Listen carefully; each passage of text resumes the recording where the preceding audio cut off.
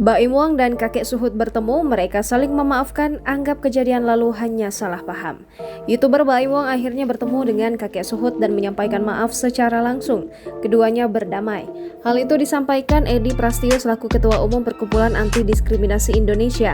Edi merupakan pihak yang sebelumnya ingin mengadukan kasus Baim Wong yang menegur kakek Suhut ke Komnas HAM. Bersama timnya, Edi yang diwakili Robi mengatakan Baim sudah berdamai. Edi pun menggambarkan situasi perdamaian tersebut. Edi Prasetyo berujar, kakek Suhut pun telah memaafkan Baim Wong. Belakangan ini, Baim Wong mendapatkan kritik dari publik setelah ia menegur kakek Suhut. Aksi tegur Baim Wong dalam konten YouTube miliknya dianggap terlalu kasar dan tidak etis kepada orang yang lebih tua. Baim Wong menegur karena merasa kehadiran kakek Suhut pada saat itu membahayakan dirinya yang sedang berkendara dengan Keanu.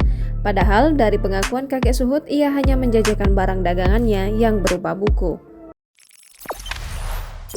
Jangan lupa subscribe, share, komen, dan like ya!